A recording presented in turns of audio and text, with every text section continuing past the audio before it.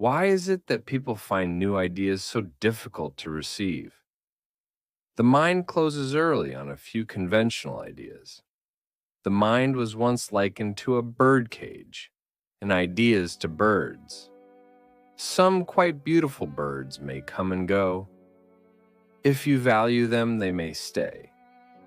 But if in a vision you were to see your own mind represented as a birdcage, what kind of birds would you perceive in it? A few parrots might be there, and some decaying or dead birds.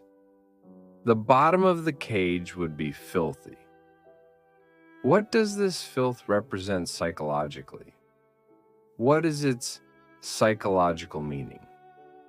Wrong ideas, ideas that check the development of the mind.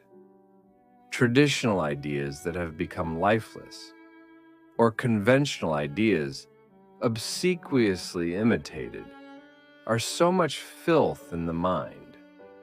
In short, the obsequious mind stinks as much as does the mind swarming with little nasty petty schemes like mice.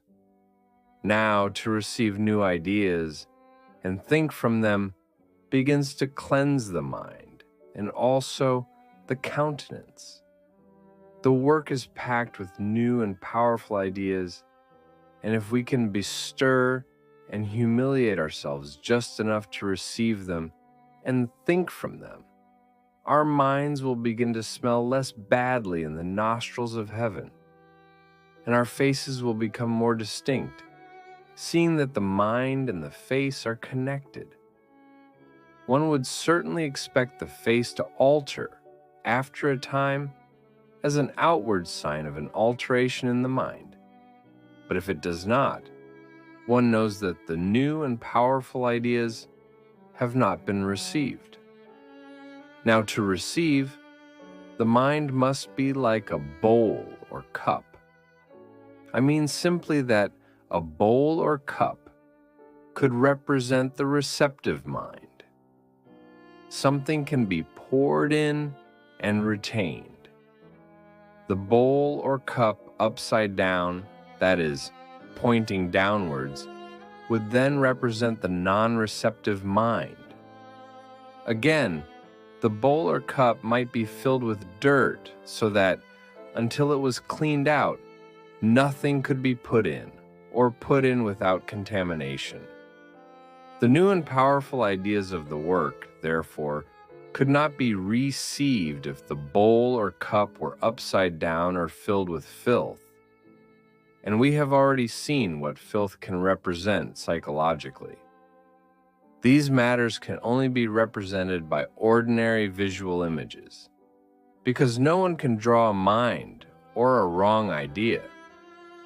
But using the seen objects of the senses as representing things not seen, it is possible to express the invisible in terms of the visible. This is possible provided it is realized that the visible things made use of represent invisible things, and so are not to be taken literally, but psychologically. So, a bowl can mean the mind.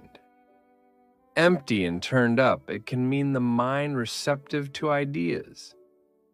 Full of filth, it can represent the mind as full of false and wrong or dead ideas. And full of clean water, full of true and living ideas. It is, however, quite true to say that this transforming of the literal sense into the psychological sense is repugnant to many and strongly resented by them, to their very great loss. A bowl is a bowl, sir, and can only mean a bowl. A man should say what he means, sir. How in heaven's name can a bowl mean the mind? Well, that is exactly its meaning in heaven. And if you say that it only represents the mind, the retort will no doubt be, then why the devil don't they say mind straight out instead of messing with bowls and filth and bird cages and parrots. Or you may encounter the polite and slightly amused person who murmurs that it is interesting but rather far fetched, and so on.